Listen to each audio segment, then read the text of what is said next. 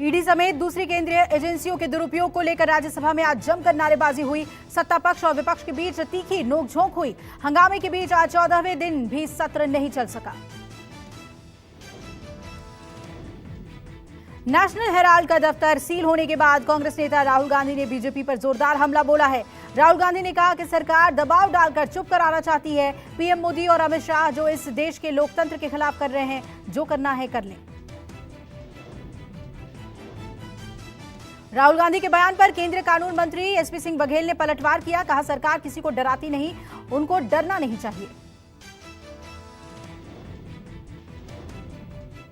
संसद में मल्लिकार्जुन खड़गे ने सवाल उठाए। मल्लिकार्जुन खड़गे ने कहा संसद सत्र के दौरान समन भेजा गया, मैं कानून से बंधा हूं, लेकिन क्या संसद की कार्यवाही के बीच उसी समय पर समन भेजना सही है? नेशनल हेराल्ड में कांग्रेस पर संबित पात्रा ने हमला किया। प्रेस कॉन्फ्रेंस करके कहा कांग्रेस ईडी की कार्रवाई से क्यों डर रही है? भ्रष्टाचार और रण एक साथ नहीं हो सकते।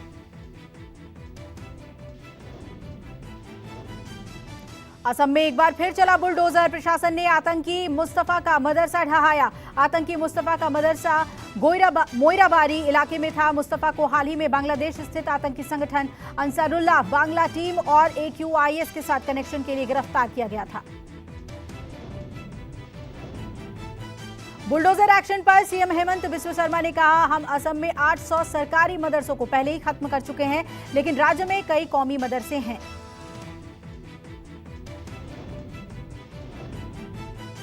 पंद्रह अगस्त से पहले खुफिया एजेंसियों का बहुत बड़ा अलर्ट। आतंकी संगठन लश्कर-ए-तैयबा और जैश के आतंकी दिल्ली को दहलाने की साजिश में जुटे।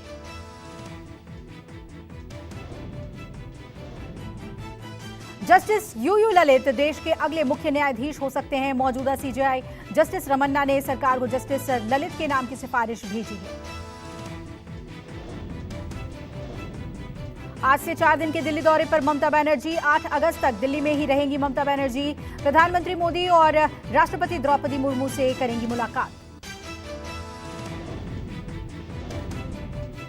गुजरात चुनाव में आपकी रणनीति बनाने में जुटे अरविंद केजरीवाल। अरविंद केजरीवाल एक बार फिर गुजरात दौरे पर जाने वाले हैं। अरविंद केजरीवाल 6 और 7 अगस्त को गुजरात के 2 दिवसीय दौरे पर रहेंगे। हरियाणा में कांग्रेस के दिग्गज कुलदीप बिश्नोई बीजेपी में शामिल हुए। मनोहर लाल खट्टर की मौजूदगी में कुलदीप बिश्नोई ने बीजेपी की सदस्यता ली। पीएमएलए में संशोधन को बरकरार रखने वाले सुप्रीम कोर्ट के फैसले का 17 विपक्षी दलों ने इसे चुनौती दी है। इन दलों ने उच्चतम न्यायालय के फैसले के दीर्घकालिक प्रभाव के बारे में आशंका व्यक्त की है। दिल्ली ट्रैफिक पुलिस ने बीजेपी सांसद मनोज तिवारी का 41,000 रुपए का भारी भरकम चालान काटा। मनोज तिवारी पर बीजेपी की तिरंगा रैली में यातायात नियमों का उल्लंघन करने का आरोप है।